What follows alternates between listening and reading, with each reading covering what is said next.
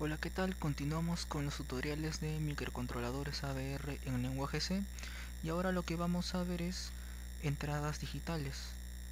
Por ejemplo, en este circuito tenemos un switch, el cual cuando está cerrado el LED está encendido y cuando está abierto el LED está apagado. Entonces tengo un interruptor que controla a este LED de aquí. Fíjense, entonces en este circuito tenemos una salida digital y también tenemos una entrada digital. La entrada va a controlar la salida. Entonces, la entrada corresponde al pin PB1 y la salida corresponde al pin PB0. Por lo tanto, lo primero que tenemos que hacer en nuestro programa es declarar el pin B0 como salida digital y el pin PB1 como entrada digital. ¿Correcto? Entonces, vamos aquí. El pin PB1 como entrada digital. Para decirle que nosotros queremos que el pin B1 sea una entrada, tenemos que ir a DDRB y escribir un 0 en el PB1. ¿Cómo escribo un 0? Recordando, era con esta forma, esta instrucción, usando la máscara AND y con una negación. Y el DDRB 0, el pin PB0, yo quiero que sea una salida. Por lo tanto, escribo un 1 en el bit 0 del registro de DRB.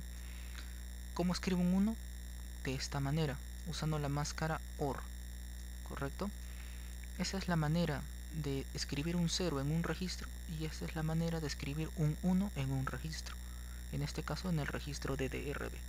Entonces ya tengo mis dos, mi entrada y mi salida. Y le voy a dar un valor inicial de 5 voltios en la salida.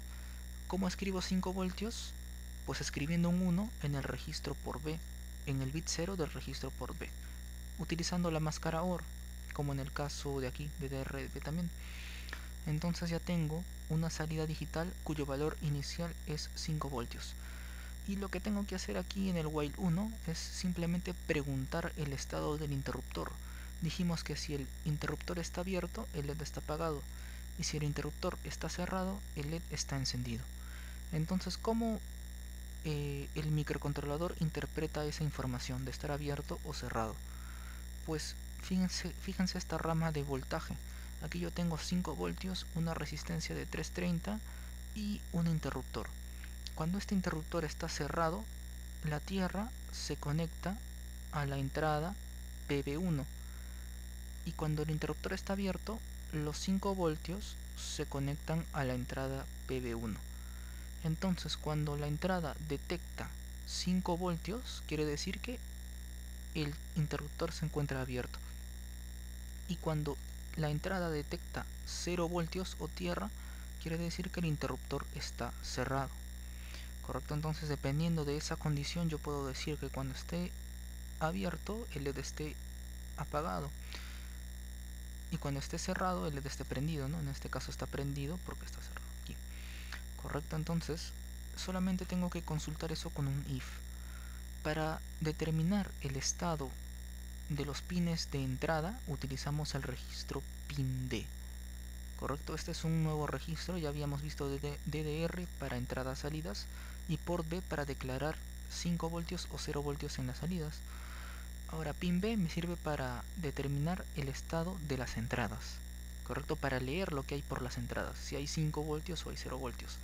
La manera de hacerlo es esto. Dijimos, 0 voltios es tierra, ¿no? 0 voltios es low, es GND.